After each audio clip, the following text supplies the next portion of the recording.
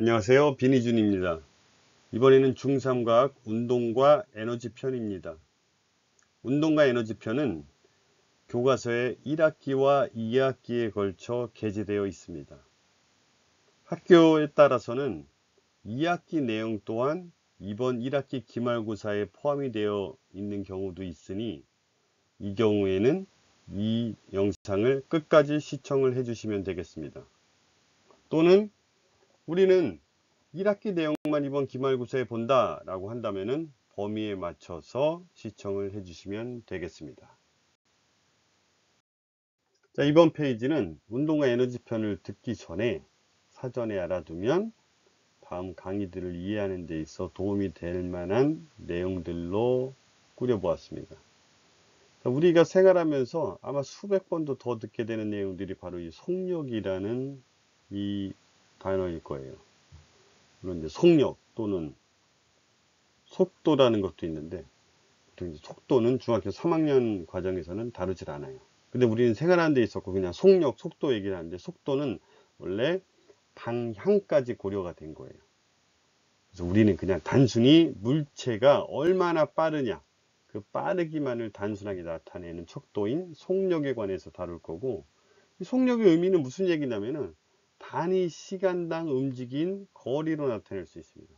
그래서 단위도 보면은 모 항목에는 시간을 나타내는 시간 또는 초라는 단위가 있고, 분자항에는 거리를 나타내는 뭐 킬로미터, 미터 항들로 이루어져 있어요.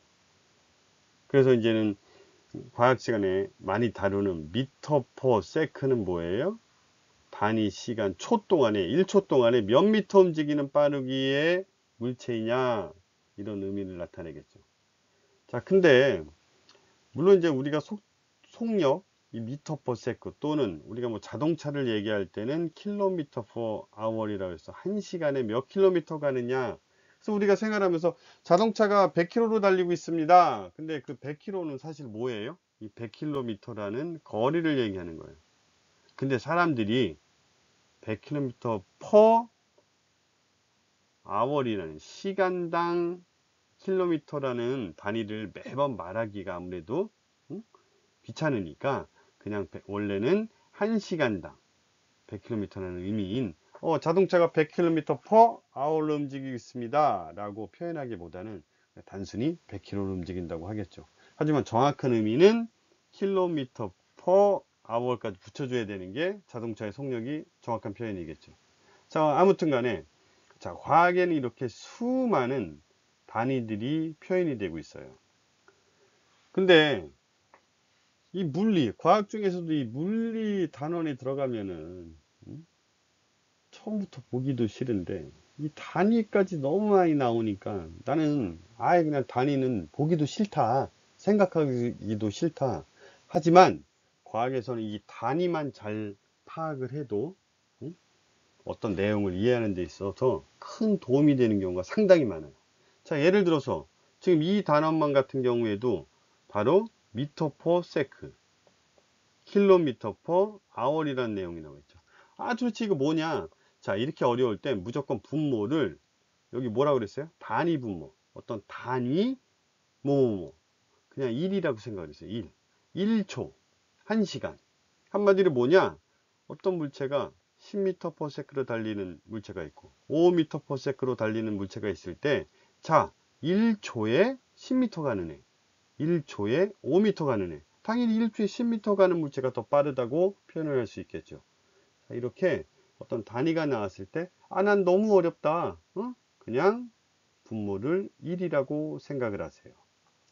자, 그리고 한 가지 더 예를 들면, 이건 그냥 참고적으로 뭐 이번 단원에 포함된 건 아닌데, 그 밀도는 원래 우리가 뭐예요? 부피분의 질량. 자, 그럼 그냥 대표적인 예로 세제곱 센티미터에 뭐 5kg이 가는 물체가 있다. 자, 이거 뭐라요? 그냥 1 세제곱 센티미터는 어떤 의미예요? 정육면체가 있을 때 가로, 세로 모두 1cm인 물체인데, 요게 요 크기에 있을 때 요 질량을 재봤더니 이게 몇 kg입니다? 5kg의 물체가 있다. 자, 단위가 헷갈릴 땐 분모에다가 무조건 뭐 집어넣으라고? 1 집어넣으라고. 그 다음에 비율을 하면은 물체 간의 상대적인 어떤 특성을 비교할 수 있어요. 자, 그럼 단위는 이 정도로 해서 넘어가고, 자, 다음에는, 이거 수학 시간에 많이 보던 그래프인데 왜 갑자기 과학 시간에 들고 왔을까요? 자, 이 그래프는 물론 수학 시간에 중3이라면 다 배웠을 만한 함수를 나타내는 그래프예요. 자, 처음에 있는 그래프는 뭐예요? 기울기가 얼마야? 기울기가 없어. 바로 뭐야?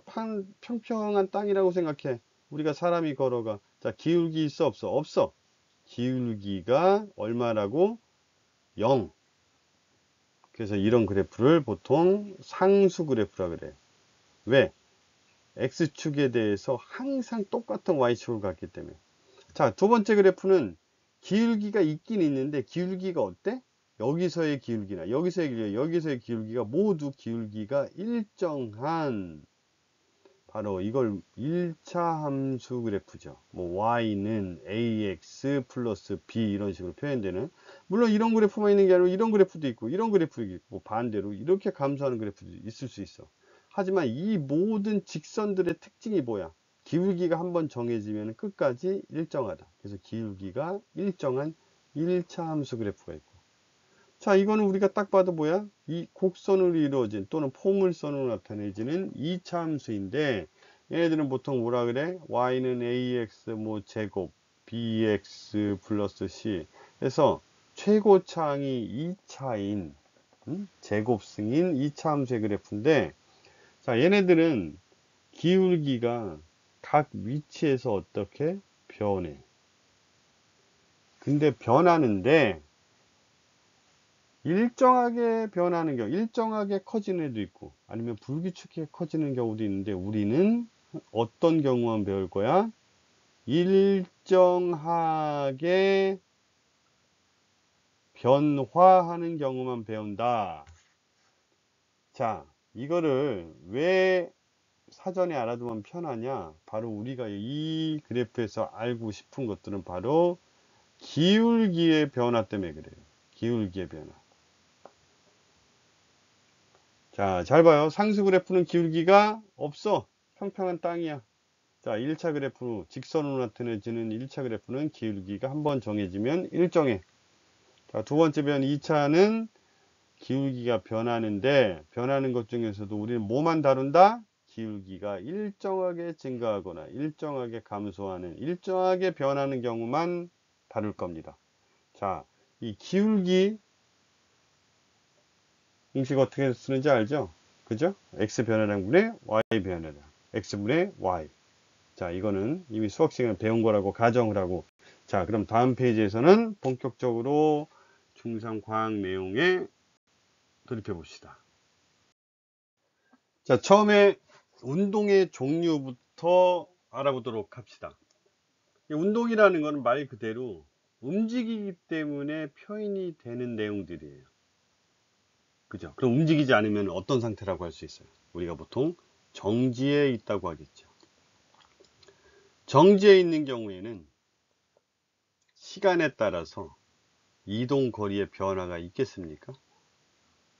어떤 시간에 따라서 이동 거리가 만약에 0이다. 아니면 내가 가다가 멈췄다. 어떻게 되겠어요? 시간에 따라서 그 변이, 위치의 변화가 없겠죠.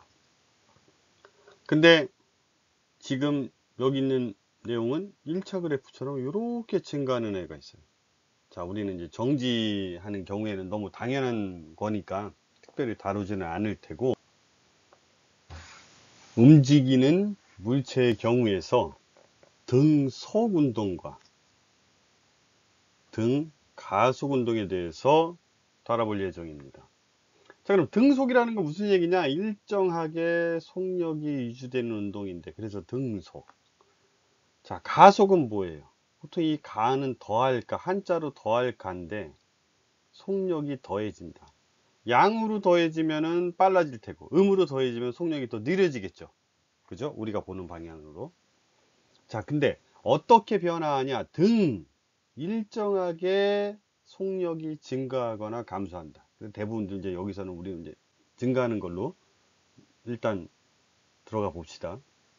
자, 하나는 속력이 일정한 등속, 두 번째는 속력이 일정하게 변하는 등가속.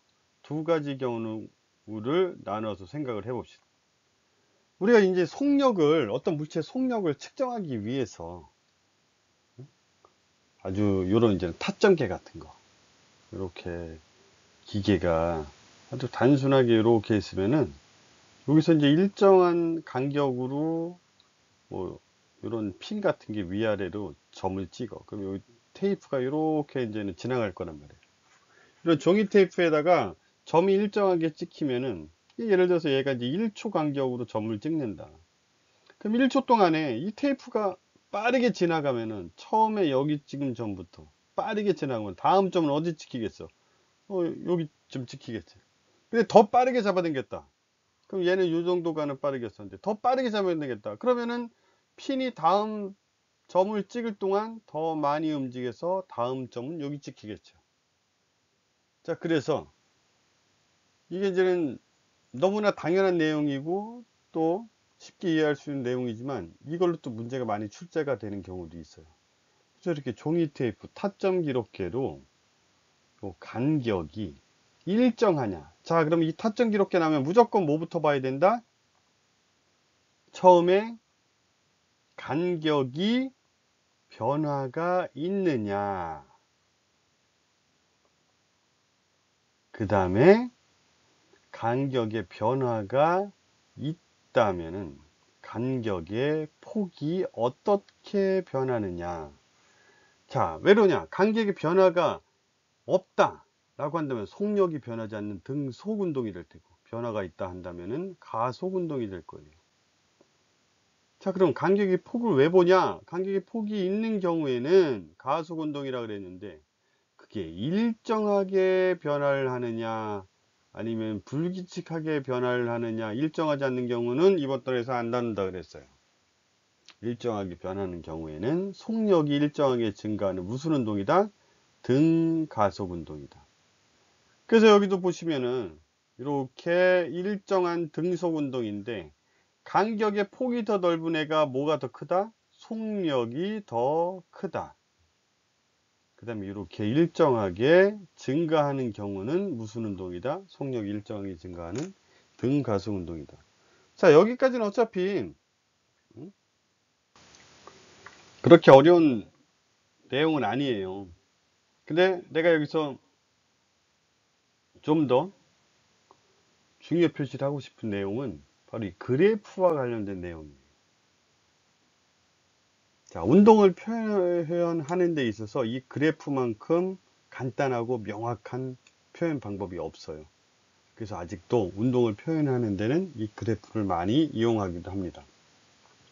자, 우리가 운동, 어떤 물체의 운동, 빠르기를 표현하는 데 있어서는 항상 보통 기본적으로 X축에 시간을 나타내고 Y축에 거리를 나타내느냐 또는 속력을 나타내느냐에 따라서 그래프의 모양이 조금씩 바뀌어요. 자, 근데 어떤 선생님들은 물론 그래프라는 게 꼭 X축이 시간만 나타내야 되냐, 그런 건 아니에요. 이거를 뭐 반대로 X축에다가 거리를 나타내고 Y축에다가 시간을 나타낼 수 있어. 하지만 왜 보통 시간분의 거리 그래프를 많이 쓰느냐면, 우리 속력의 공식이 뭐야? 단위 시간분의 이동한 거리. 그 단위 시간분의 이동한 거리면은 보통 그래프에서 기울기는 X의 변화량분의 Y의 변화량이기 때문에 시간, X축을 시간으로 두는 게 더 보기 편하기 때문에 더 많이 쓰겠죠. 자, 그럼 여기서 기울기는 X축분의 Y축이라고 생각을 한다면은 이 시간분의 이동거리프에서 기울기는 바로 속력이 될 거예요. 그렇죠? 그리고 한 단계 더 나아가서 이번에는 시간에 따른 속력 그래프를 나타내 보자. 이건 한마디로 뭐야? 이 그래프는 상수 그래프죠. 아까 앞에서 배웠던 기울기가 0이야. 기울기가 0이라는 얘기는 시간이 지나도 속력이 어떻다는 얘기예요? 일정하다는 얘기예요. 왜? 우리가 배우는 거는 등속 운동이니까. 지금 단원에서는. 자, 그래프를 이해하는 건 학생들마다, 사람마다 다 제각기 다른 방식으로 이해할 수 있어. 하지만 그 속에 숨겨진 의미는 공통적으로 꼭 이해해야 되는 것들이 가장 대표적인 게 뭐라 그랬어요? 바로 기울기, 기울기. 또 하나 더 나가서는 넓이. 자, 근데 그래프가 무조건 나왔다. 그럼 X축에 시간이 있느냐? 왜? 선생님은 때로, 어떤 선생님들은 때로는 X축에 시간을 안 넣고 그걸 반대로 바꿔서 내는 경우 있으니까. 자, 그래프 무조건 나오면은 X축에 시간이 있고 Y축에 뭐가 있느냐를 무조건 파악을 해야 됩니다. 자, 우리가 지금 시간에 배우는 등속 운동은 속력이 일정해. 그럼 시간분의 이동거리 그래프이기 때문에 속력은 기울기에 해당되고 그 기울기가 일정한 1차 함수 그래프가 나옵니다. 자, 시간분의 속력 그래프에서는 기울기가 없는, 기울기가 0이야. 기울기가 0이라는 얘기는 뭐야? 시간에 따라 속력이 변하지 않아. 얘는 상수 그래프가 나와요. 한번 봐요. Y축이 이동거리의 속력으로 바뀔 때마다 그래프의 차수가 하나씩 줄어들어. 자, 이번엔 등가속 한번 볼까? 자, 등가속은 시간에 따라서 거리가 증가를 하는데 포물선으로 증가를 해. 또는 뭐 이런 모양으로. 자, 그럼 여기서 기울기가 뭐라 그랬어? 시간과 거리 그래프에서 기울기는 속력이라고 그랬어. 자, 근데 여기 한번 봐봐요. 각 점들에서 기울기가 일정하지 않고 어떻게 돼? 계속 변화, 증가하거나 또는 감소하. 자, 그래서 일정하게 증가하거나 일정하게 감소해서 우리는 등가속 운동이라고. 자, 이번에는 시간에 따른 속력 그래프를 보니까 속력이 진짜 일정하게 증가하네. 그죠? 얘는 일정하게 감소하고. 그러면은 아까도 보면 시간과 거리 그래프가 2차 그래프였었는데 시간분의 속력 그래프로 가니까 한 차수가 줄어서 1차 그래프가 돼요. 자, 그래프 문제 나오면 무조건 뭐라고? X축 시간으로 되어 있는지 확인하고 Y축이 거리냐 속력이냐 무조건 파악을 하라 그랬어요. 그러면은 이 그래프만 보고도 등속이냐 또는 등가속 운동이냐를 파악할 수 있어야 되는데, 자, 그러면은 물론 이제 그래프를 공부를 열심히 해서 너무 이제 자주 보다 보면은 그게 익숙해지기 때문에 어떤 그래프만 보면은 이게 등속인지 등가속인지 알 텐데, 자, 이 등속 운동을 나타내는 가장 대표적인 그래프가 이게 뭐예요? 바로 이거겠지. 시간에 따라 속력이 일정하느냐 아니냐, 그지? 또는 등가속은 시간에 따라 속력이 일정하게 증가하느냐 안 하느냐. 여기에 만약에 뭐 2차가 나온다. 그럼 뭐야? 시간에 따라 속력이 불규칙하게 변하기 때문에 이건 우리는 안 배운다 그랬잖아. 시간에 따라 속력이 일정하게 증가하는 등가속에 대해서만 다루기로 할 거예요. 자, 시간에 따른 이동거리 그래프에서는 기울기가 바로 뭐다? 속력이다. 시간에 따른 속력 그래프, 시간에 따른 속력 그래프에서 넓이는 뭐다? 움직인 거리. 왜? 속력은 시간분의 거리니까 거리는 속력 곱하기 시간. 거속시. 이렇게 배웠어요. 나는 학교 다닐 때. 그래서 이 면적은 시간에 따른 속력 그래프에서 면적은 이동 거리가 된다. 자, 운동의 종류를 이 타점 기록계로 보고도 알 수 있어야 되고, 이 그래프가 시간에 따른 거리 그래프냐, 시간에 따른 속력 그래프냐, 이 그래프만 보고도 알 수 있어야 합니다. 내가 왜 상수 그래프냐, 1차 그래프냐, 2차 그래프냐 따진 거는 바로 이 기울기, 이 기울기를 어떻게 표현하느냐를 여러분들에게 설명하기 위해서 한 거니까, 자, 이 부분들은 스스로 하나하나씩 보면서 정말 이해가 될 때까지 이해를 해야 돼요. 그럼 이거는 나중에 고등학교 때 갈 때까지도 까먹지 않고, 난 아직도 뭐 과학 선생이라 그런 게 아니고 평생 머릿속에 남아있는 내용 중에 하나예요. 왜? 내가 수학 시간에도 같이 배웠던 내용이기 때문에 아마 더 각인이 잘 될 겁니다.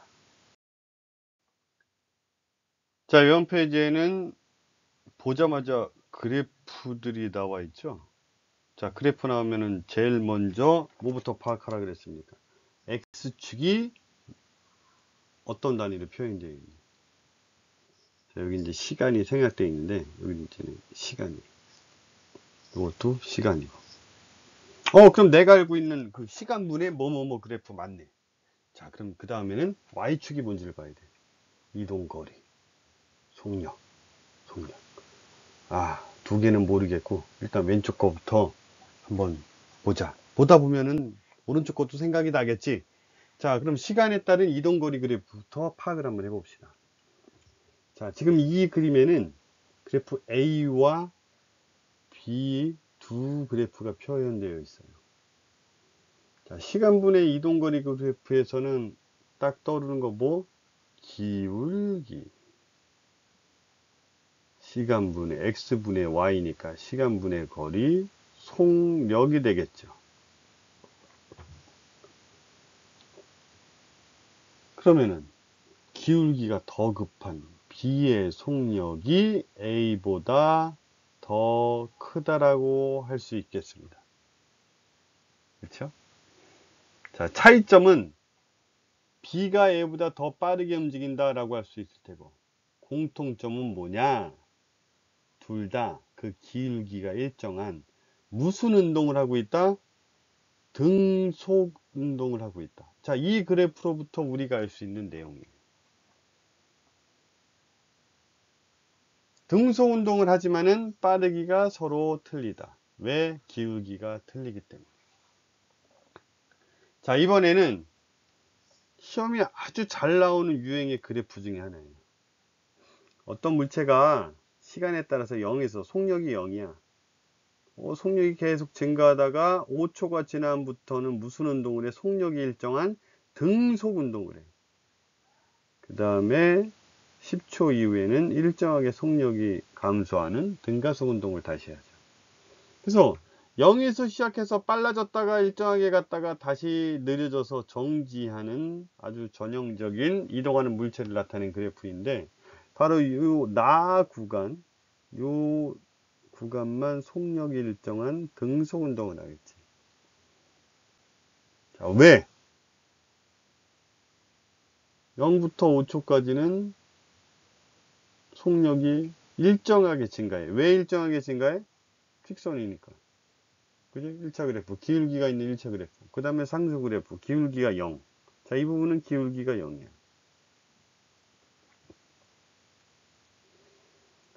자, 그럼 시간분의 속력 그래프에서는 생각나는 거 뭐? 넓이는 x 곱하기 y니까 x가 뭐야? 시간. y축이 속이니까 거속시에서 바로 거리. 자, 이 그래프 보고 이해할 수 있어야 돼요. 뭐? 운동의 특성을 이해할 수 있어요. 0초부터 5초까지 이 가 구간에서는 등가속 운동, 그 다음에 등속 운동, 다시 속력 일정하게 줄어드는 등가속 운동. 자, 넓이는 거리. 그럼 이 총 면적을 구하면 뭐가 되겠어요? 총 이동 거리가 되겠죠. 자, 근데 이 그래프에서 가장 잘 나오는 문제 중에 하나가 평균 속력을 구하라는 말이 나와. 평균 속력. 전체 0초부터 15초까지. 그러면 전체 걸린 시간은 얼마야? 15초고. 전체 이동 거리는 요 네모니까. 네모 딱 보면 얼마야? 요게 뭐 요만큼 될 테니까, 요런 사각형일 테니까 10 곱하기 10 해갖고 한 100 정도 되겠네. 그지?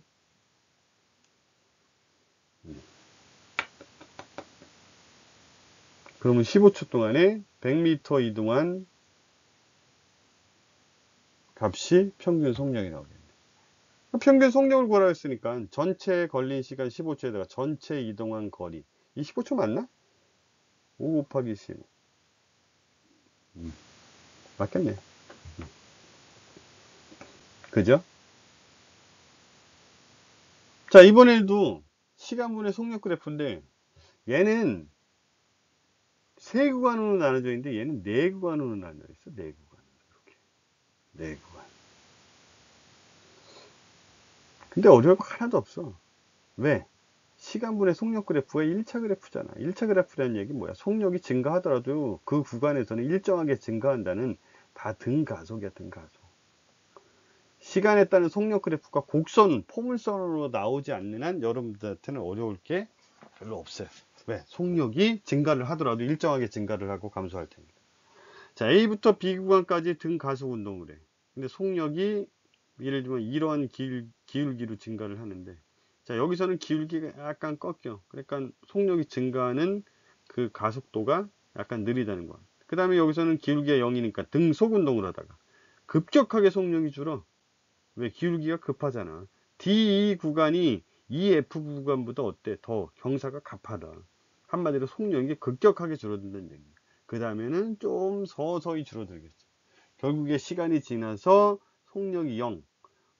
정지 상태에서 출발해서 결국엔 정지 상태로 끝나는 전형적인 어떤 물체, 뭐 자동차나 뭐 어떤 움직이는 물체의 운동 그래프예요. 그럼 얘도 우리가 값만 안다면은 이 넓이는 뭐가 되겠어? 전체 이동한 거리가 되겠죠. 그 거리를 전체 시간으로 나면 A부터 F까지 구간의 평균 속력도 구할 수가 있겠죠.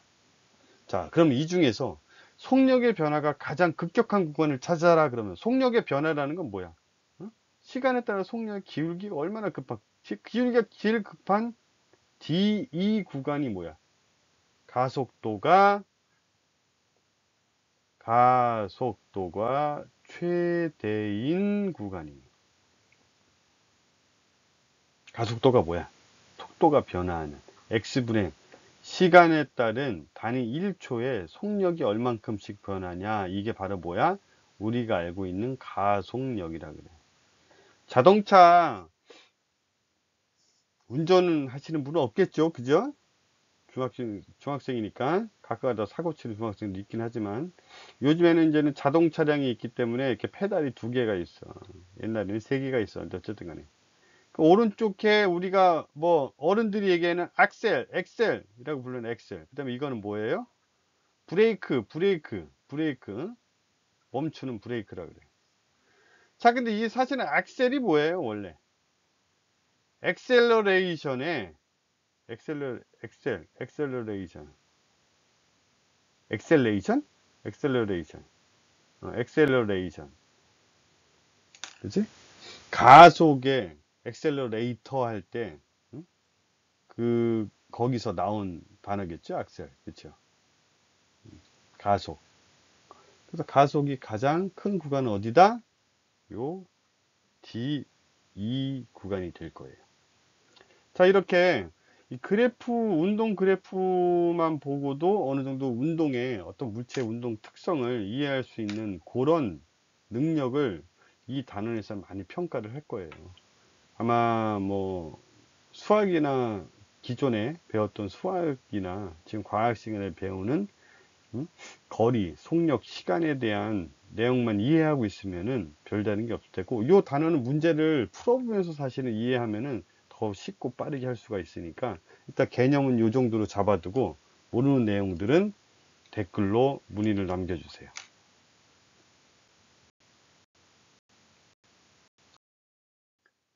저번 페이지에서 우리가 속력이 시간이 지나도 항상 일정한 등속 운동, 그리고 시간에 따라서 속력이 일정하게 증가하는 등가속 운동에서 배웠어요. 근데 이제는 그때는 그래프로서 어떤 이제 운동의 특성을 표현하는 방법을 배웠다면은 이번에는 등속 운동은 사실 속력이 일정하기 때문에 뭐 에스컬레이터, 그쵸? 아니면은 뭐 사실 일상생활에서 정말 정확하게 등속 운동을 하는 거는 그렇게 많지가 않아요. 왜? 등속을 하기 자체가 쉽지가 않아. 왜? 마찰이 있기 때문에 그걸 컨트롤 하기가 사실 쉽지가 않은데, 근데 에스컬레이터 정도 되면은 큰 범위에서 그냥 우리가 뭐 이런 거 저런 거 빼고 차 떼고 포 떼고 등속 운동 정도 되겠다 이렇게 얘기하는 건데, 대부분의 운동들은 속도가 계속 변해. 그죠? 속도가 변하는 음, 이 등 가속 운동도 사실은 별로 없고 보통 가속 운동들이 많아. 우리가 자동차를 버스 운전기사 아저씨가 100km per hour로 계속 운전을 한다고 하지만 사실 미미하게 변하고 있어요. 그게 정확히 100이 아니라고. 근데 하지만 이번 이 과학 시간에서는 어떤 운동의 특성을 이해하는 데 있어 갖고 그냥 등가속 운동, 자, 이런 이상적인 등가속 운동이 어떻게 움직이는 운동인지 그 예로 자유 낙하 운동이라는 것에 대해서 한번 알아볼 거예요. 자유 낙하는 말 그대로 자유, 프리하단 말이야. 뭐 나를 이렇게 구속하거나 나를 밀거나 잡거나, 그렇죠? 나에게 힘을 주는 게 아무것도 없는 그 자유에서 낙하, 떨어지는 물체예요. 근데 이게 그냥 떨어지는 게 아니고 뉴턴이 만유인력의 법칙. 그지? 사과나무 밑에 있는데 사과가 뻥 하고서 떨어지는 거 보고서 아, 지구가 사과를 당기고 있구나. 근데 사과도 지구를 당기고 있구나. 질량을 가진 물체는 서로 당긴다는 만유인력의 법칙을 제창하고 나서 우리가 이제 보통 지구에 있는 물질들은 서로 지구도 당겨. 나도 지구를 당겨. 근데 왜 내가 위에 올라가면 왜 나만 떨어져 죽어? 내가 가벼우니까. 지구도 움직여, 나 쪽으로. 쥐꼬리만큼 움직이겠지. 진짜 0.00000 뭐, cm. 그죠? 그럼 달이랑 지구도 서로 땡겨. 가까워지고 있는 거야. 사실은. 응? 근데 거기에 원심력이다. 뭐다, 뭐 다 더해지겠지만, 그 뭐 자세한 것들은 나중에 시간이 되면은, 흥미삼아 이렇게 알아볼 수 있을 테고. 자, 어쨌든 간에, 어떤 물체가 지구 쪽으로 떨어지는 것 같이 우리들 느껴져. 그래서 자유 낙하 운동이라고 하는데, 실제로 얘를 그냥 단순하게 조건들을 정리해 봅시다. 지구가 잡아당기는 중력만 작용을 하는 거야. 거기엔 공기도 없어. 공기가 있다는 건 뭐야? 우리가 낙하산 생각해봐. 낙하산이 왜 있어? 공기 저항을 크게 해서 내가 떨어질 때 죽지 않을 만큼 속도를 늦춰서 도움이 되는 게 낙하산이지. 그 낙하산의 무게보다는 낙하산의 모양 때문에 공기 저항을 받아서 우리가 늦게 떨어진단 말이야. 한마디로 물체가 떨어질 때 가장 영향을 많이 끼치는 거는 무게? 질량? 아니야. 바로 뭐야? 공기 저항이야. 맞아. 그래서 낙하산, 무거운 낙하산이 있고 가벼운 쇠바늘이 있다 치자 이거야. 누가 더 먼저 떨어질 것 같아? 공기 저항을 덜 맞는 쇠바늘이 먼저 떨어질 거야. 왜? 낙하산은 일부러 공기 저항으로 느리게 만들려고 하는 도구니까. 자, 그래서 예전에 이제 실험을 한 거야. 이 쇠구슬하고 깃털을 떨어뜨리는데 누가 봐도 쇠구슬이 무거우니까 먼저 떨어질 것 같다는 생각이 일반적이란 말이야.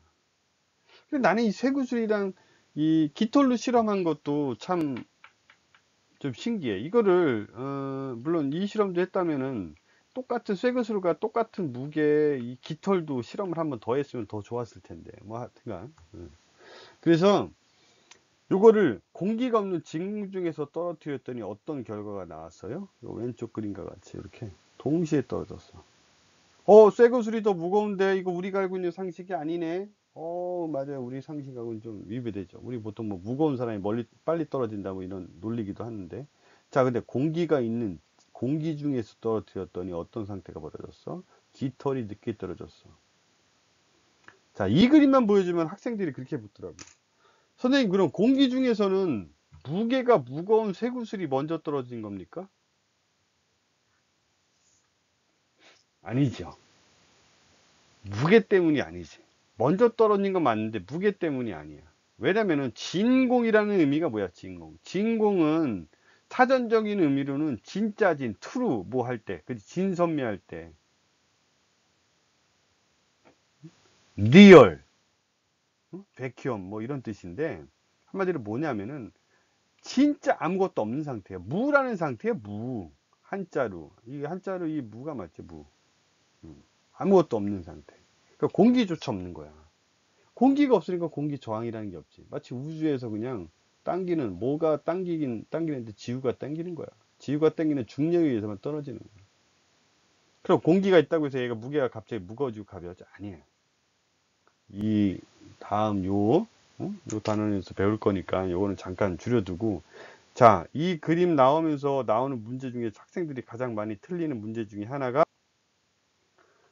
진공이나 공기 중이나 작용하는 무게, 중력의 크기는 질량에 따라 비례는 하겠지만은 변화가 없어요.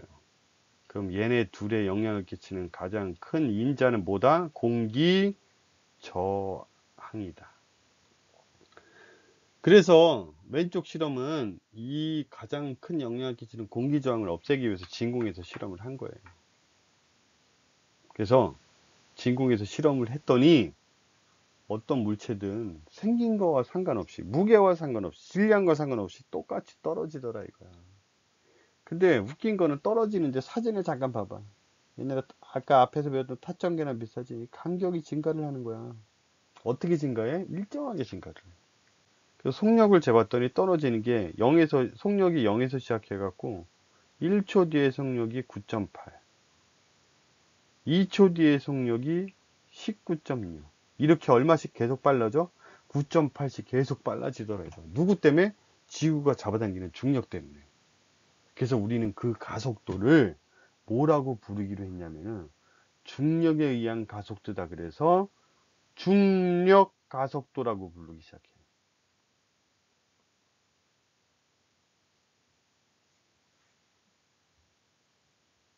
그래서 뭐 그래비테이셔널 액셀러레이션에서 이 G라고 약자를 보통 나타내요.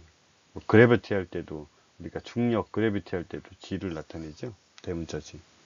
근데 중력 가속도는 소문자 G로 보통 이게 9.8 뭐 00, 66, 뭐 이렇게 나오는데, 어쨌든 9.8 미터 퍼 세크 제곱. 또 단위 나왔어. 아까는 미터 퍼 세컨드, 이번 미터 퍼 세크 제곱은 뭐야? 자, 가속도는 1초 동안에 가속도, 가속력 다 뭐야? 우리 방향 없으니까 다 똑같아. 속력의 변화야. 그럼 시간의 단위는 세크고 속력의 단위는 미터 퍼 세크니까 분모에, 여기는 분모항의 S가 있고 여기는 분자의 분모항의 S가 있으니까 미터 퍼 세크 제곱이 된 것 뿐이야. 그치? 1초에 속력 얼만큼씩 변하냐. 자, 무조건 1로 누르라 그랬어. 자, 어쨌든 간에 중력 가속도는 9.8이라는 숫자를 꼭 기억해줘. 뒤에 있는 단위는 가속도이기 때문에 가속도의 단위 미터 퍼 세크 제곱을 붙인 것 뿐이고. 자, 그래서 공기저항을 안 받을 때 모든 물체는 1초에 9.8 미터 퍼 세크씩 빨라져서 중력 가속도 G를 9.8이라고 정의를 했어요. 자, 그럼 이제는 이 단원에서 중력 가속도를 이렇게 알게 됐네. 그럼 중력이 뭐냐? 그럼 무게와 질량은 또 뭐냐? 이걸 잠깐 짚고 넘어갈 거예요. 우리가 보통 말하는 중력, 뒤에가 력으로 끝나는 애들은 다 뭐예요? 힘력자지, 힘력. 그죠? 힘력. 그래서 단위, 힘의 단위는 뉴턴이에요. 근데 이 중력은 질량에다가 중력가속도 9.8을 곱해줘야만 우리가 알고 있는 무게 또는 중력. 자, 봐봐. 우리가 우리 몸무게를 잴 수 있는 거 용수철 저울로 이렇게 저울 안에 올라가 있어. 우리 몸이 이 저울을 누르기 때문에 여기에 몸무게가 표시가 되는 거지. 그러면은 이걸 누구 때문에 우리 몸이 이 저울을 누르는 거예요? 지구가 당기기 때문이지. 바로 얼마만한 힘의 크기로 당기느냐에 따라서 어떻게 되는 거야? 이 용수철 저울이 많이 눌릴 거란 말이야. 무거운 사람과 가벼운 사람을 중력은 다른 힘으로 다루고 있어. 왜? 얘는 당연히 60kg, 질량이 60이고 얘는 질량이 90이야.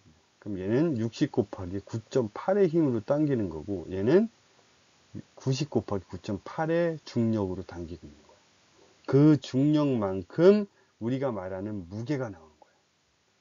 과학에는 우리가 일상생활에서 무심코 던지는 단어들이 잘못 쓰이는 경우가 많아요. 아까 우리가 좀 전 페이지에서 얘기했던 자동차의 속력 얘기할 때도 그렇지만 몸무게도 마찬가지야. 너 몸무게가 몇이니? 저 30kg예요. 사실 30kg 그냥 하면은 뭐예요? 30kg는 질량이야, 질량. 질량은 어떻게 재? 질량은 양팔 저울이지, 양팔 저울. 눈금이 이렇게 있어. 내 몸무게랑 똑같은 추를 올려놓. 근데 그거를 봤더니 30kg짜리 추야. 그러니까 수평이 딱 되면은 30kg짜리를 내 몸무게랑 똑같으니까 수평이 됐으니까 내 몸무게의 질량은 30kg구나. 내 몸무게가 아니고 내 몸의 질량은 30kg구나. 몸무게는 어떻게 재? 용수철 저울 같은 걸로 잰단 말이야. 여기 이렇게. 내가 올라갈 수 있는 큰 용수철 저울이 있어. 지구가 세게 당기는 만큼 용수철 저울이 많이 늘어나니까 뭐야? 여기에 표기되는 눈금도 올라가겠지. 그래서 질량은 양팔 저울로 재기 때문에 달에서 재든 지구에서 재든 변화가 없어. 질량은 그래서 불변해. 하지만 무게는 지구에서 재느냐, 달에서 재느냐에 따라서 중력 크기가 변하니까 몸무게도 변하겠지. 그래서 우리가 알고 있는 무게는 질량에다가 중력가속도 9.8을 곱한 게 무게예요. 그게 곧 중력이 당기는 크기가 됩니다. 자, 이거 나중에 위치 에너지 할 때도 나오니까 꼭 알고 있어야 돼요. 우리가 보통 웨이트라 그러죠. 웨이트 무게라 그러지. 우리가 웨이트 트레이닝이 뭐야? 무거운 물체를 갖고 트레이닝을 하기 때문에 웨이트 트레이닝이라고 그래. 가벼운 물체를 갖고 했으면 라이트 트레이닝이라고 했을 텐데 그러면 운동이 안 되겠지. 어쨌든 간에 이 웨이트 나중에 일이라고 표현되는 이 W로 표현되는 것들이 몇 개 있어. 와트도 있고 일, 워크도 있고. 근데 여기서 말하는 무게는 W 웨이트야. 웨이트는 9.8 중력가속도 곱하기 질량이야. 9.8m이야.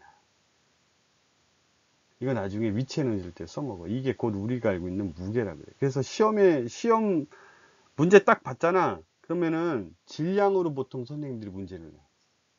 그러면은 무게나 뭐 구할 때 항상 뭐야? 9.8을 곱해야 돼. 근데 만약에 시험 문제에 무게라고 처음부터 나온다. 그럼 9.8 더 이상 곱하면 안 돼. 이미 곱해져 있기 때문에 이거 실수 많이 하는 거예요. 어쨌든 간에 무게는 9.8 곱하기 m이고 무게는 중력의 크기에 따라 틀려지는데 달에서는 중력이 작아서 무게가 가벼워진다. 그죠?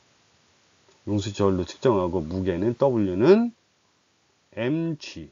보통 이제 mg로 표현하겠는데 그 g가 어차피 9.8이니까 9.8m이라고 똑같아요. 질량은 중력에 관계없이 양팔저울로 측정하니까 달이나 지구에서나 값이 변하지 않는다. 자, 그럼 이거를 자유낙하에다가 대입을 시켜오면은 자유낙하하는 모든 물체는 9.8이라는 중력 가속도를 받아. 그럼 속도의 변화가 어떻다는 얘기야? 얘나 1초에 얼마씩 빨라진다고? 9.8씩 빨라지는 거야.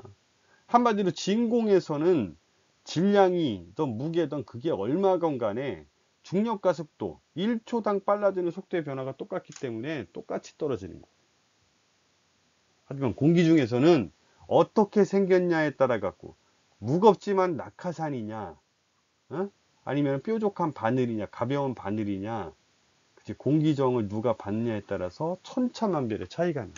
그러니까 공기 중에서 누가 먼저 떨어질지 장담을 못 해요. 실험을 직접 해봐야 되는 거야.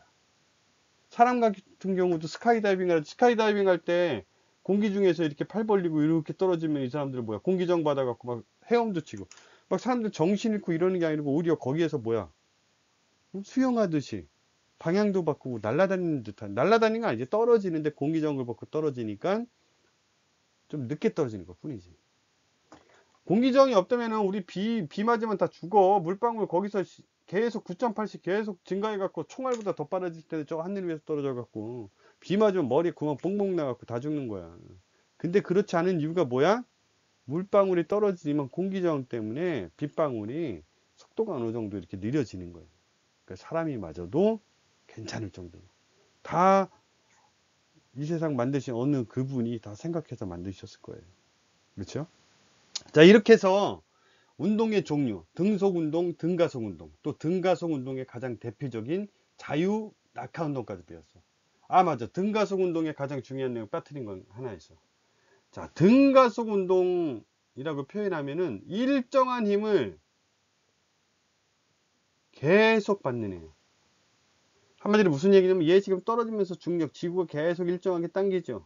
당기는 힘이 변하지 않기 때문에 속력이 일정하게 증가하는 거야. 자, 등속 운동은 뭐냐면 처음에 딱 밀어넣고서 가만히 있는 거야. 왜? 우리는 지금 공기 저항이라는 이 너무 어려운 이 조건을 다 무시하고서 공기 저항이 없다고 생각해보는 거야. 한마디로 우주에서 한번 딱 밀어넣으면 어때요? 그 물체는 그 속도로, 처음에 밀린 그 속도로 계속 가는 거야. 근데 더 이상 밀어주지 않기 때문에, 손을 뗐기 때문에 어떻게 가? 등속 운동. 힘이 더 이상 주어지지 않아. 근데 등가스 운동은 어때? 계속 똑같은 힘을 밀어줘. 똑같은 힘으로 밀어주기 때문에 똑같은 속도로 증가해서 가는 거야. 자, 일정한 힘이 계속 주어지는 게 등가속이야. 자, 그의 대표적인 게 자유낙하. 중력이 일정하게 계속 작용을 해. 자, 이거 잊지 마시고. 자, 여기까지 운동의 종류까지 알아봤고, 다음 시간부터는 이 일과 에너지, 이거를 다시 일 또는 에너지의 또 종류에 따라서 나누는 그런 내용들을 한번 알아볼 겁니다. 자, 수고하셨습니다.